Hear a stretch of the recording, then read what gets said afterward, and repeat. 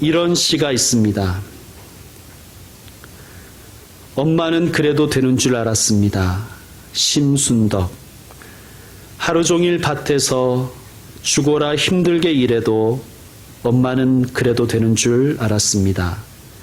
찬밥 한 덩이로 대충 부뚜막에 앉아 점심을 때워도 엄마는 그래도 되는 줄 알았습니다. 한겨울 냇물에서 맨손으로 빨래를 방망이질해도 엄마는 그래도 되는 줄 알았습니다. 배부르다 생각 없다 식구들 다 먹이고 굶어도 엄마는 그래도 되는 줄 알았습니다. 발꿈치 다 해져 이불이 소리를 내도 엄마는 그래도 되는 줄 알았습니다. 손톱이 깎을 수조차 없이 닳고 문드러져도 엄마는 그래도 되는 줄 알았습니다. 아버지가 화내고 자식들이 속썩여도 끄떡없는 엄마의 모습, 돌아가신 외할머니가 보고 싶으시다고, 외할머니가 보고 싶으시다고 그것이 그냥 넋두리인 줄만 알았던 나, 한밤중 자다 깨어 방구석에서 한없이 소리 죽여 울던 엄마를 본 후로는 엄마는 그러면 안 되는 것이었습니다. 어버이날이 되면 자주 보고 읽는 시이지만 읽을 때마다 가슴이 뭉클합니다.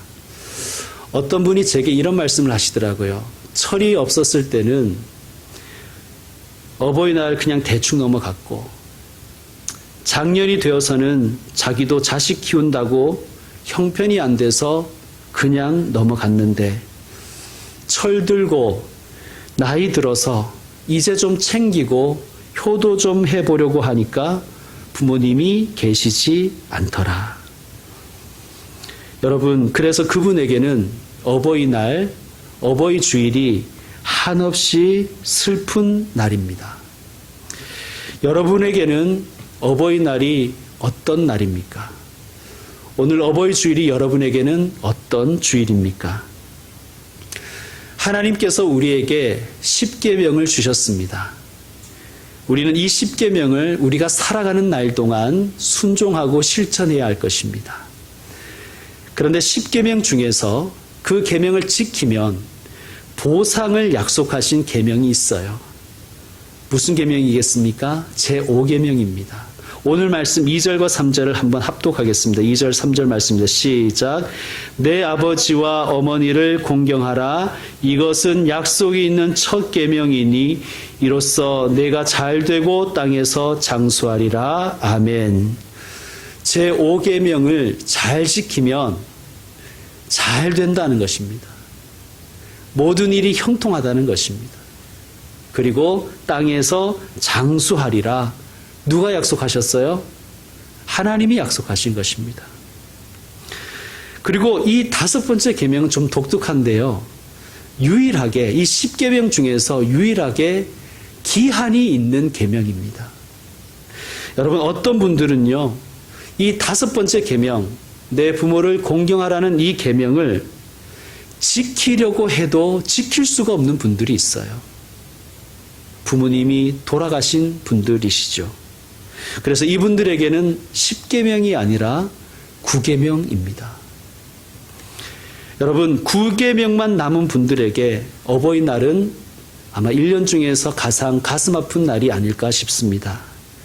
그런데요, 우리들 중 그 누구도 장담할 수 없습니다. 매년 돌아오는 어버이날, 매해 반복되는 어버이 주일이니 내년에도 지킬 수 있을 것이다 라고 장담하실 분 있으십니까? 아버지, 어머니하고 달려가서 안길 수 있는 부모님이 우리를 더 이상 기다려주지 않을 수도 있기 때문입니다. 여러분, 그러므로 지금 효도해야 됩니다. 오늘 부모님을 공경하십시오. 마르틴 루터의 대요리 문답에 보면 아버지는 4분이 있다고 가르칩니다. 첫 번째 아버지는 하나님 아버지입니다. 하나님은 우리의 영원한 아버지이시고 진정한 아버지이십니다. 이 아버지는 나를 위해 십자가를 지셨고 나의 죄를 용서해 주셨습니다. 그리고 지금도 나를 위해서 가슴을 찌시며 쉬지 않고 기도하고 계십니다. 육신의 아버지는 나를 버릴지언정 잊을지언정 우리 하나님 아버지는 우리를 잠시도 잊지 않고 우리를 기억하고 계십니다. 그러므로 이 하나님 아버지에게 우리는 오늘 순종하고 효도해야 할 것입니다. 둘째 아버지는 영적인 아버지예요. 영적인 아버지는 목사님을 가리킵니다. 가톨릭 신자들은 사제를 신부님이라고 부르지요. 영어로는 Father입니다. 신부의 한자의 뜻은 영적 아버지라는 뜻입니다. 그래서 신부님들은 거의 대부분의 신자들에게 말을 낮춥니다. 제가 시건방이 들어서 그런가 싶었더니만 알아보니까 그쪽 사람들의 정서가 그렇습니다. 나이에 상관없이 사제를 영적 아버지로 섬깁니다. 그런데 우리 개신교인들은 영적 아버지에 대한 개념이 많이 약하지요. 여러분 혹시 여러분 중에서 아버지 같은 목사님이 혹시 계신 분 있으십니까? 할아버지 같은 목사님 혹시 있는 분 계세요? 여러분 복된 줄 아십시오. 그 영적 아버지를 잘 섬기십시오. 디모데 전서에 이런 말씀이 있습니다. 잘 다스리는 장로들은 배나 존경할 자로 알되 말씀과 가르침에 수고하는 이들에게는 더욱 그리할 것이니라. 아멘. 여러분 존경할 만한 담임 목사를 만나셨습니까? 존경할 만한 전도사님을 만나셨습니까? 여러분 감사하시길 바랍니다. 목사님과 전도사님과 바른 관계를 유지하면 여러분이 복을 받습니다. 여러분의 신앙이 엄청난 유익이 있습니다. 물론 주의 종들에게도 약점은 있어요. 그러나 약점만 보려고 하지 말고 장점을 찾아보십시오. 그리고 그 장점을 존경해 주십시오. 그럴 때 하나님께서 여러분에게 복을 주시는데 특별히 여러분의 자녀에게 복을 주십니다. 여러분 가정에서 간혹가다 보면 목사님이나 전도사님 흉을 보는 가정들이 있어요. 여러분 그것을 자녀들이 다 듣고 있습니다. 주의 종의 약점을 듣고 자란 자녀들이 교회를 신뢰하겠습니까? 신앙생활을 제대로 할 수 있겠습니까? 물론 목회자가 불법적이고 불의한 짓을 했을 경우에는 신앙교육의 차원에서 이야기를 나눌 수는 있습니다. 그러나 그때도 자녀들의 신앙을 생각하며 심사숙고한 후에 이야기를 나누시는 것이 좋습니다. 세 번째 아버지는 스승입니다. 그래서 스승을 한자로 사부라고 하지요. 역시 아비부자를 씁니다. 여러분 우리 대한민국 지금 이 대한민국의 불행 중에 하나가 무엇이겠습니까? 저는 대한민국의 시대의 스승, 민족의 스승이 없다는 것이 우리의 가장 슬픔 중에 하나라고 생각합니다. 스승에 대한 예의도 사라져 버렸습니다. 여러분 혹시 스승님이라고 부를 수 있는 분이 계십니까? 여러분 행복한 것입니다. 복된 것입니다. 그리고 또 묻겠습니다. 여러분의 자녀의 선생님을 위해서 기도하십니까? 기도하셔야 됩니다. 선생님은 단순히 내 자녀의 지식의 전수자가 아니라 자녀의 인격을 완성시켜 나가는 분들이심을 기억하고 스승을 위해서 기도하시기 바랍니다. 네 번째 아버지는 육신의 부모님입니다. 그래서 성경은 육신의 부모님에게 효도하라고 가르칩니다. 내 부모를 공경하는 것이 어떻겠니? 내 부모를 공경해보자. 효도하면 좋겠다라고 권유한 것이 아니라 명령하셨습니다. 내 부모를 공경하라. 여러분 하나님의 명령은 지켜도 되고 안 지켜도 되는 것이 아니지 않습니까? 하나님의 백성이라면 무조건 지켜야 됩니다. 그래서 명령입니다. 그러므로 성도가 공경을 하지 않으면 부모님을 공경하지 않으면 불효의 차원을 넘어서 그는 하나님의 백성의 자격이 없는 것입니다. 믿지 않는 불신자들 중에서 개신교를 제사를 안 드린다고 불효의 종교라고 폄하하고 비판하시는 분들이 있어요. 여러분 그런 거 들어보셨죠? 여러분 그러나 성경은요 부모님께 효도하는데 살아계실 때 효도하라고 가르칩니다. 여러분, 이런 말이 있습니다. 죽은 효자는 집집마다 넘쳐난다. 들어보셨습니까? 제가 직접 경험한 일입니다. 제가 섬기던 교회에서 장례식을 부탁받고 빈소에 갔습니다. 그랬는데 분위기가 싸한 거예요. 얘기를 들어보니까 시어머니가 돌아가셔서 이제 장례를 기독교식으로 치르기로 했다는 거예요. 그 집의 며느리가 제가 섬기던 교회 집사님이었습니다. 이 집사님이 시어머니 돌아가시기 전에 전도에서 세례받게 했습니다. 그래서 시어머니가 유언을 했다는 거예요. 내 장례는 기독교식으로 치러라. 그리고 이분도 가족 전도에 대한 열정이 너무나 뜨겁기에 기독교식 장례를 강력하게 주장했고, 그래서 가족들이 대부분 동의를 했어요. 그런데 삼촌, 이 둘째 아들, 고인의 둘째 아들과 며느리가 표정이 너무 안 좋은 거예요. 제가 그 장례식 인도하러 갔는데 인사도 안 하더라고요. 그래도 뭐 기분은 나빴지만 장례식 부탁받았으니까 유족 생각해서 진행을 했습니다. 예배 시간에 분위기가 너무 안 좋은 거예요. 그래서 예배 후에 그 집사님이 제게 인사로 오셨기에 제가 물었습니다. 무슨 일이 있냐고. 그러니까 그분이 한탄하시면서 얘기하는 거예요. 이 삼촌이, 그리고 아주버니가 둘째 아들이 제사상 차리자고 우긴다는 거예요. 그러니까 기독교식은 영정 앞에 음식 차리지 않지 않습니까? 근데 이제 믿지 않는 분들은 영정 사진 앞에다가 음식을 많이 차립니다. 그래서 이제 그것 때문에 분위기 안 좋았다는 거예요, 예배 직전에. 그래서 제가 그 집사님께 말씀드렸습니다. 그건 아무것도 아니니까 그냥 둘째 아드님이 원하는 대로 싸우지 마시고, 싸우는 게 더 안 좋은 거니까 싸우지 마시고 그분이 원하는 대로 하게 하고 예배에는 참석하게 해라.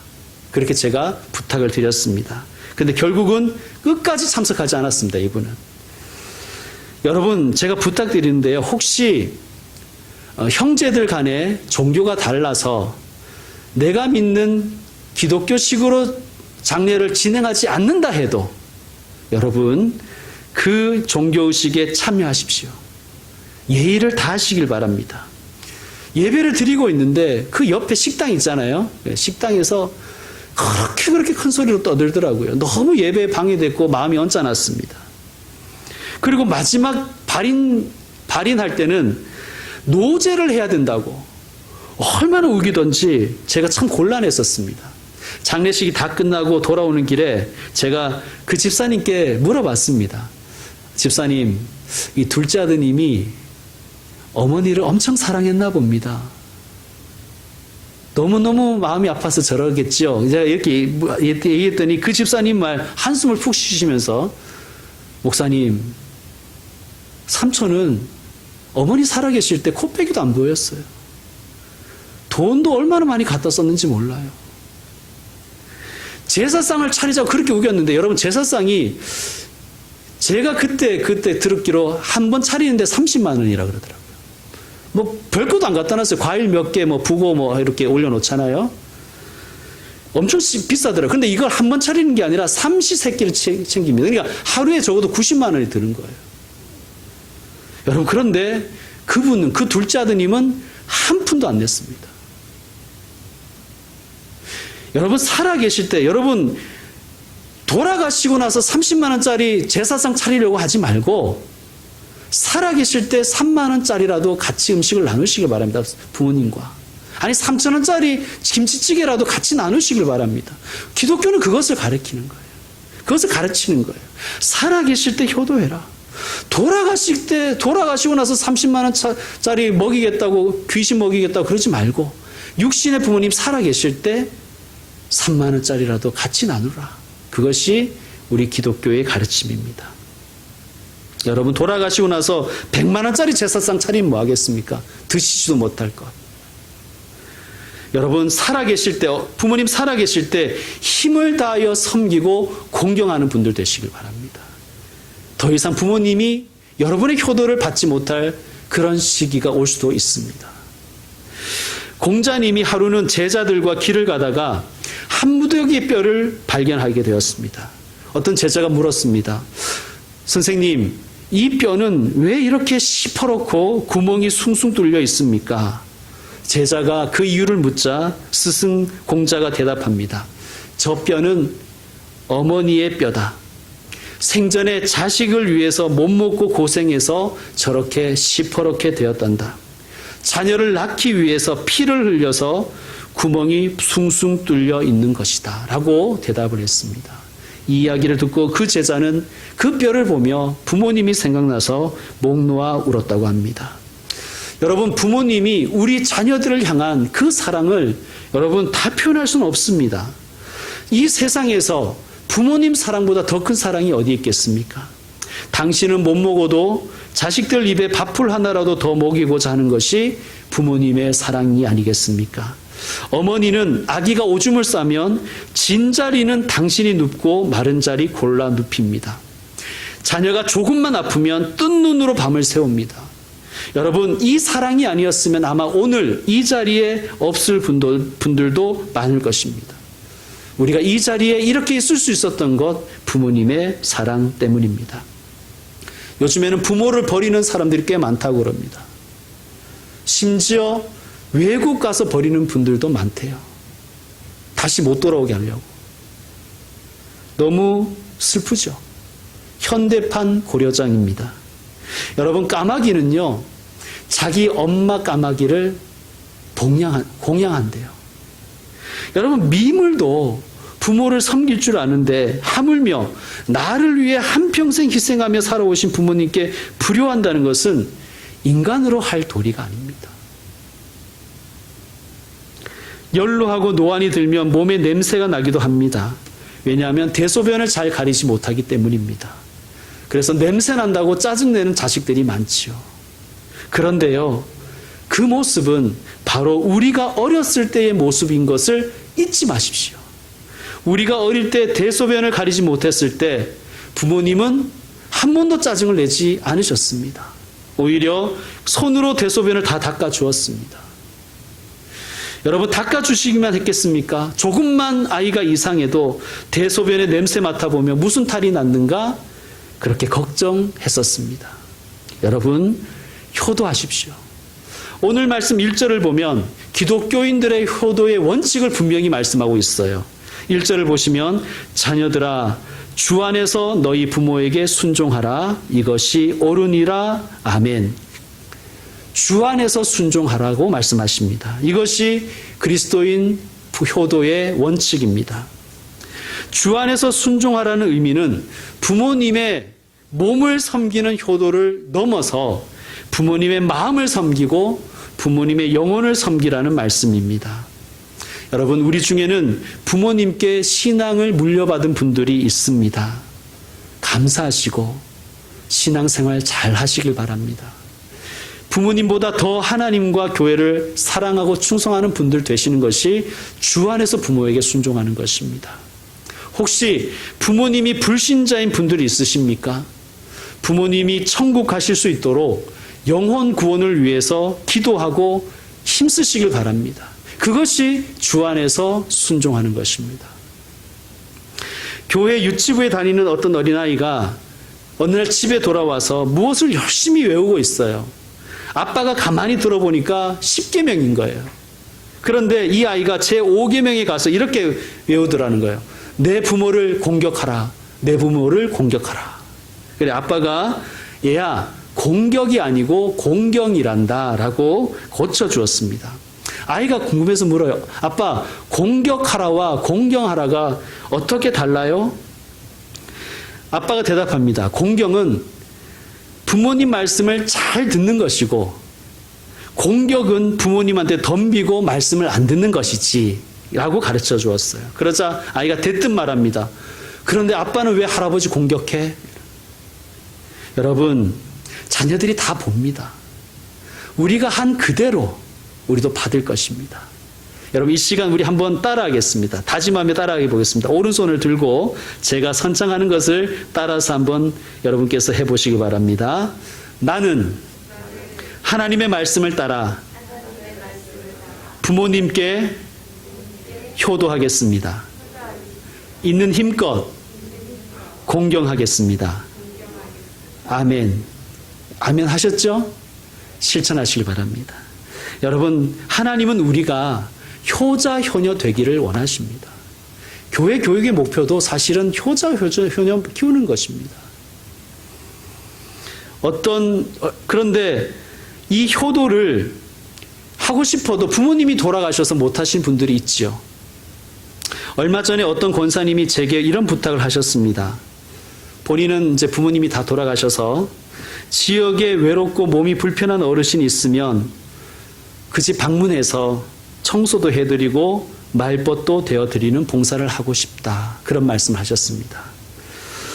하나님의 말씀을 실천해보고 싶은 그런 좋은 뜻이지요. 여러분, 제가 이래봬도 이 지역의 통장입니다. 이 지역의 통이에요, 제가. 예. 그래서 제가 주민센터의 복지팀장님을 만나서 그 뜻을 이야기하고, 그래서 복지팀장님이 코로나가 끝나는 대로 잘 연결시켜 주겠다고 그렇게 약속을 받았습니다. 여러분, 그런 사역들을 한번 해보시면 어떨까요?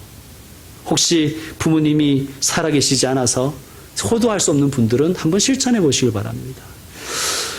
여러분, 원래는 우리 교회가 못했습니다. 근데 우리 교회는 어버이날이 되면 지역의 어르신들에게 간식을 제공하는 사역을 했습니다.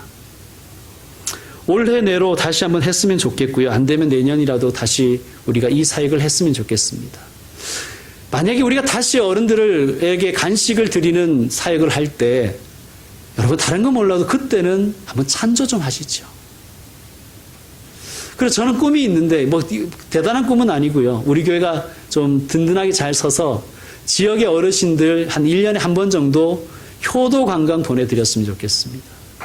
우리 교회가 그런 사역을 할 때 여러분 헌금 좀 하시죠. 찬조 좀 하시죠. 저는 우리 교회가 내 부모님께도 잘하고 이웃의 부모님께도 잘하고 교회의 어른들에게도 잘하는 그런 교회로 자리매김했으면 좋겠습니다. 사랑하는 성도 여러분, 부모님께 효도하셔서 복된 인생 사시는 분들 되시기를 바랍니다. 그리고 복된 가정을 이루어서 하나님을 영화롭게 하는 아름다운 가정 되시기를 주의 이름으로 축원합니다. 기도하겠습니다. 우리에게 부모님을 주신 하나님, 부모님을 공경하는 주님의 백성들이 되게 하옵소서. 오늘 어버이 주일을 맞이하여 하나님의 명령과 약속을 다시 한번 새기는 저희들이 되게 하여 주시옵소서. 육신의 부모님들에게 몸과 마음과 영혼의 건강을 허락해 주시옵소서. 하나님, 우리 중에 혹시 부모님이 돌아가셔서 효도하고 싶어도 하지 못하는 분들이 있으면 위로해 주시고 그 마음을 이웃의 어른들에게 잘 전하고 섬기는 그런 분들이 되게 하여 주시옵소서. 예수님의 이름으로 기도드립니다. 아멘.